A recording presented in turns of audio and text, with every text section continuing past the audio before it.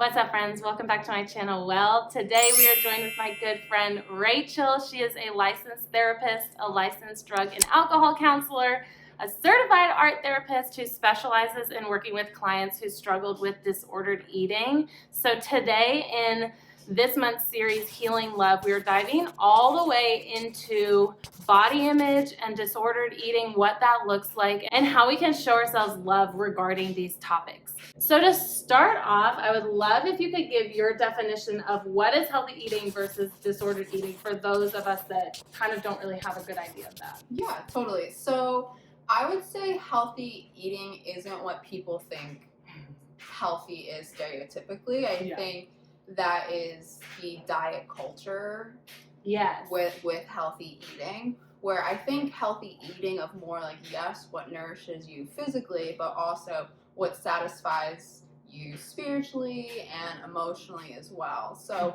I think when we get more into talking about the intuitive eating too, it's getting to your own intuition and finding out like what do you need in that moment. Yeah. So what would be disordered eating then on the other side? So disordered eating is more characterized as eating to perpetuate that diet culture. So not listening to your intuition, restricting, binge eating, more of that obsessive, like the ruminating thoughts about eating, the over exercising or the exercise, you know, I had a big meal, I need to exercise off the calories. So a lot of people don't have eating disorders, they're not diagnosed with it, but I would say a far majority of our society has some type of disordered eating behaviors, especially women. Let's dive into what would then intuitive eating, along those lines of like healthy eating, what does that look like? Yeah, so intuitive eating is a concept by Evelyn Tribble and Elise Resch. This is their workbook that I recommend to 99% of my clients that struggle with disordered eating. They also have a book that this workbook is based off of, but the workbook has exercises that break down the literature. So within the intuitive eating, they have 10 principles that serve as chapters for people's journey to get rid of diet culture. It's pretty much unlearning everything that you've been taught, like the dieting, the good foods versus bad foods. It's acknowledging your thought process and what we have ingrained for so long. It's unlearning that and then reintroducing our own intuitive values with food and movement. So it's like what works for my body, what feels good in my body. How can I apply general nutrition to fulfill my craving, but also something that will keep me like sustained and nourished. And then how can we implement movement that makes me feel good and is also enjoyable and is not a punishment? Yeah. I think for me in this journey, for myself at least, something that I kind of picked up on that was a good indicator was literally like just slowing down and asking myself. I feel like we spend so much time paying attention to like scrolling on social media, right? Like what is the newest diet? How can I lose like 10 pounds in 5 days or whatever insanity there is? And just following that blindly and not even taking a second to be like, wait, is this like, do I want to just eat protein and cheese for like a month, or is that something that doesn't serve me? Like some people don't even do well with dairy, or like some people do better with carbohydrates. Their bodies just process them better than others. So literally slowing down and asking like, or we were talking about this earlier, like, do I want to go to the gym today? Do I have enough energy to go lift weights, or would it serve me better to go for a nice walk outside or go for a hike, right? Yeah. So like that's kind of the intuitive eating, and then it can be applied to all aspects of life. And with the mindfulness piece too, like that's a big part of intuitive eating, where it's like bringing mindfulness and slowing down as we're in this culture of go, drive-throughs, all the distractions. A lot of the exercises within the workbooks are to slow down, eat without any distractions, right? I love that. Put away your phone, no TV, make a nice space for you, potentially eat with your non-dominant hand to slow you down. Oh. And there's a lot of exercises they have with mindfulness for like smelling the food, visualizing it, taking a bite and really savoring it. Yeah. Because when we slow down, especially people who struggle with binge eating, when they taste it, they're like, oh, this is actually really sweet. Like, I only need one piece rather than restricting. And when I get the food, I just shovel in 5 because my body thinks I'm never going to have the opportunity to eat this again. That's so good. I was talking to, last month, we had Nora, my nutritionist, which I'll link the video if you're interested up here. And one of the conversations that I've had with her is it's actually part of our digestive process, like to get the body started digesting foods or get, I guess, the pre-digestive, whatever it is, like fluids, is smelling the food and like paying attention when you're cooking the food, if you're able to cook it, and sitting down and like looking at it before you eat. And like one of her tips for me, because it helps a lot with bloating, and that was one of the things that we talked about, is I was like, I feel so bloated when I eat. And her tip was like, are you sitting down and looking at your plate before you eat? Our idea was to take like 4 deep breaths, do the box breathing, like in 4, hold 4, out for 8, like do 5 or 6 rounds of that, and then eat your food. So then your body is like literally aware of, okay, now it's time to eat. We're not in that like go, go, go, which is a lot of what the phones and like drive-thrus and fast food we miss.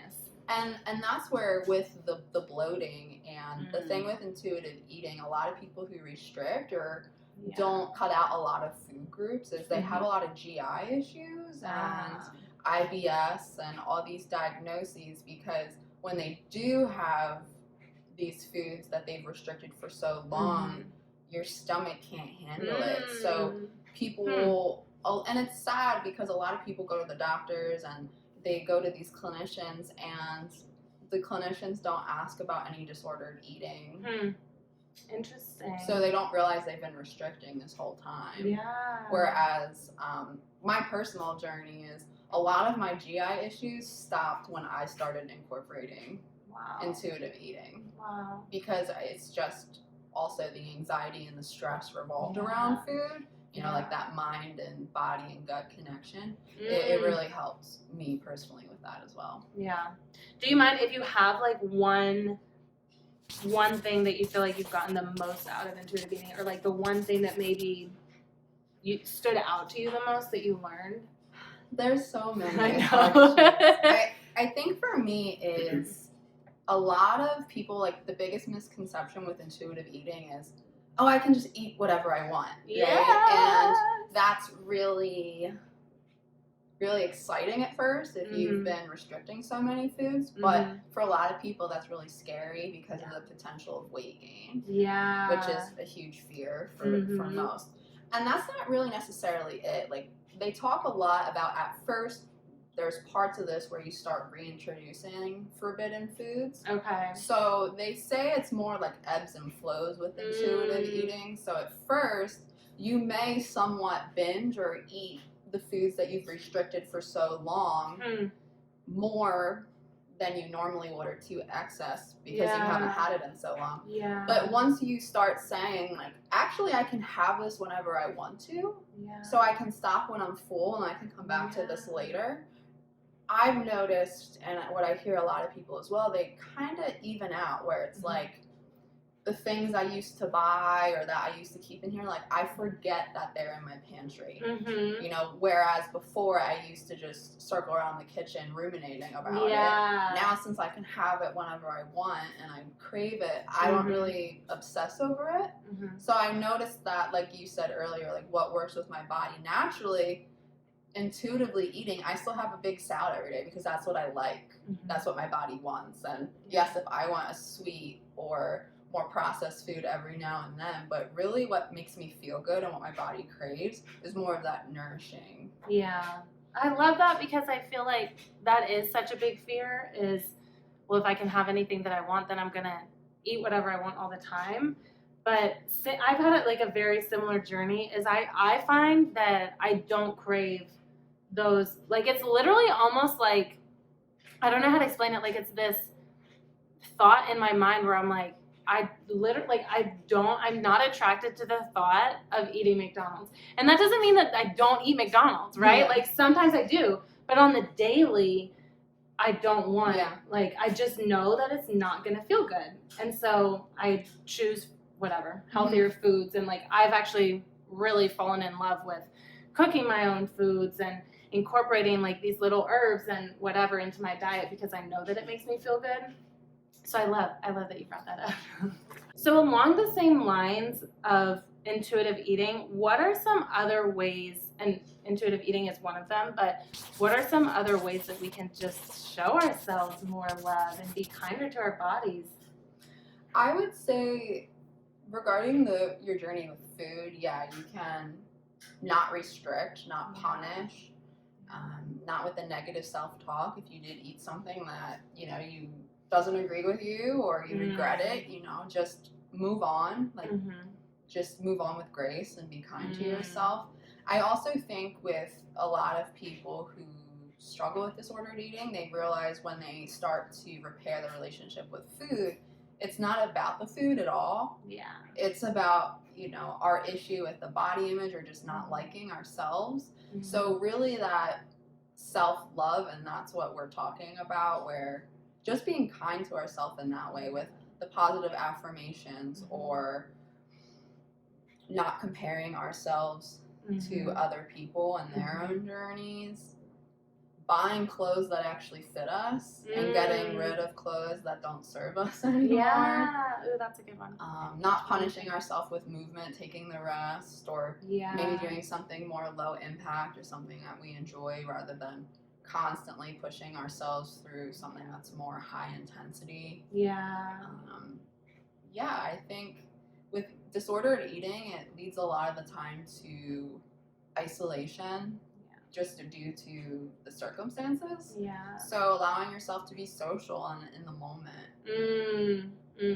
One of my favorite questions that I talk to clients about when we're having these similar conversations is, can you give yourself the permission, because it is a choice, right?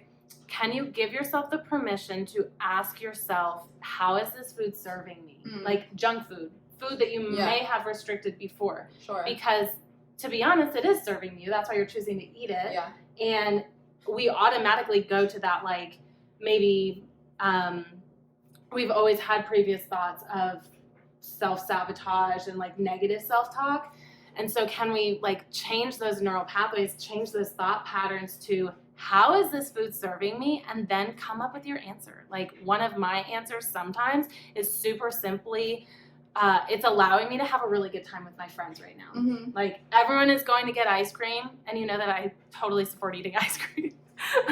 Like everyone is going to get ice cream, and this is like feeding my soul. It doesn't even have to be nutritionally supportive. Sure. Although it is, there's pieces of it that are, but how is this food supporting me right now or nourishing me? And I think that kind of helps some mindset for shifts. Sure. And that's, I think, going back to the first question with like, what is healthy eating? That is healthy eating. Whereas you're saying, okay, I'm eating this because I want to be involved in the experience. I want to spend time with my friends. For example, like going out to eat, and restaurants used to be really triggering for me. It used to produce a lot of anxiety because coming from a history of tracking everything I ate and not having that control, I wouldn't even be present with my family or friends, where now what you're saying, I know you mentioned with, I think, Nora, taking a few deep breaths. What helped me is when I got my plate, I would take a few breaths and set an intention to the meal. So like, is it that I just want to enjoy time with family, or is it I'm going to eat slowly to really appreciate that I didn't have to cook tonight, or I get to make my favorite dish? And for some of my forbidden foods too, it's not nutritious at all, but it's also serving like my child self, like fluff. I love me some fluff, and some fluff and peanut butter sandwiches, and that stuff I don't even know what it's really made of at this point, but I think sugar. right, it's just Straight all sugar. But I haven't, before this journey, I didn't have that since a kid because I never allowed myself to. Yeah. So now that's just like when you talk about feeding your soul, it's like this just makes me happy because there's a part, like a little Rachel, that wants to enjoy that. Oh my God, I love that. On TikTok, we're doing a 28-day Healing Love, Self-Love Challenge. And one of my challenges, we might have already done it or it's coming up, but if you head to TikTok, you'll see it.